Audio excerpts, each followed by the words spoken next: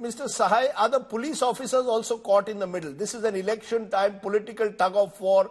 You've got the Congress hitting the streets on this issue in Karnataka.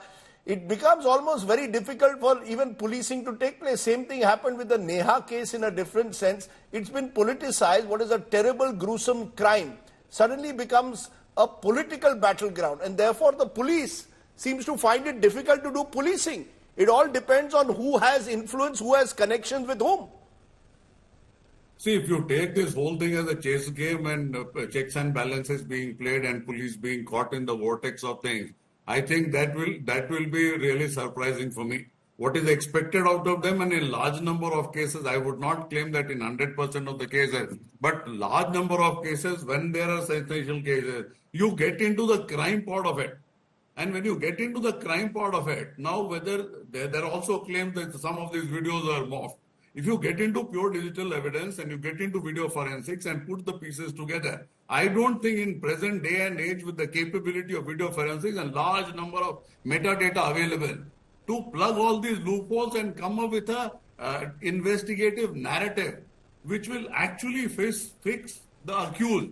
I think it is a very doable thing. No, but will this case, sir, in simple language, will the case lead to its logical conclusion?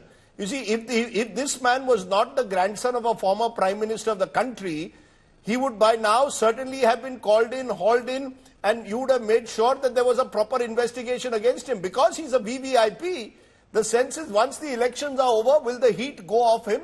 We've seen in the past, politicians get away once the media focus on them goes away. So will Prajwal Revanna get away is the worry that many people will have. Rajdeep, I will neither go by the smoke screen that is created, nor will I go by that as the time passes, things will get into the cold storage. Given the gravity of the case and given the nature of cases which CID has investigated, which I have been a part at least on 2 occasions, the cases have reached their logical conclusion. And in this particular case, because there is a video footage and variety of video footages which are available.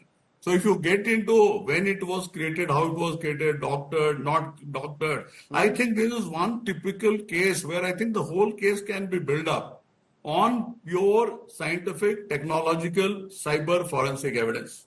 Okay. Now the other part, Rajdeep, which you are talking about of the smoke screen which is created and slowly it will pass into cold storage and variety of other things. As a professional police officer, I would not like to take a very clear-cut stand that this will happen this way or it will happen that way.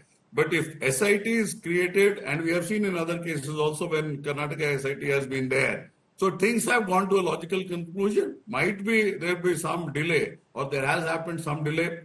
But otherwise, I think the facts of the case clearly prove that the witnesses are coming, the complainants are coming, most of the details are generally not being debated.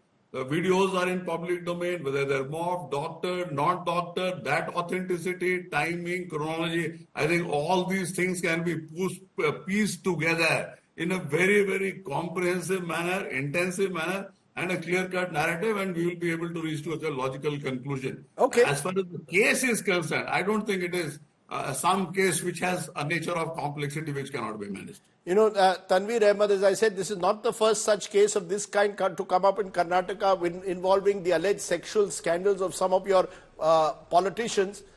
I just wonder whether there will be deterrent if action is taken. Do you really see, once the elections are over, action being taken in this case? Because there's one view that all of this is being done with one eye on the elections. Rajdeep, we need to really understand there is a difference between the previous cases and this. ND Tiwari, one, and Jarkiholi, one woman.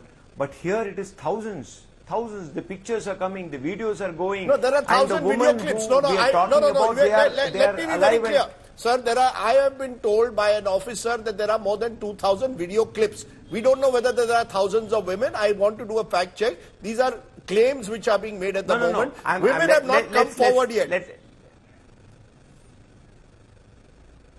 Rajdeep, over a period of time, those women are alive and kicking. They would definitely come, if not today, tomorrow, if not tomorrow, day after tomorrow, they would certainly come.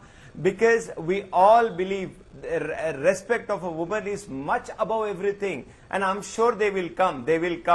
But however, I'm sure that I believe in the SIT which is formed, I'm sure they are going to go to a logical conclusion. But here, three questions. One, if Prajwal Revanna, according to few sources, he's saying that it is mocked, why did he run away? Second thing, why did Kumaraswamy come today on a national television, on public platform and say that I and my family has nothing to do with Prajwal Revanna? 2. 3.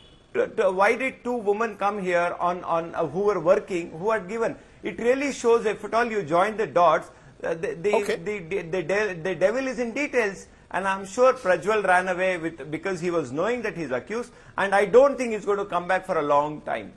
Well, that would be very, very tragic if an MP, someone contesting for an MP seat in Hassan, has run away from the law and will not come back. That would be a huge embarrassment to the JDS, to its allies, and indeed Karnataka itself. But I have run out of time. We will continue to track this story. We will give every little dimension of this story in the weeks and months ahead to see that somehow all the details, all the various angles of this story are covered up.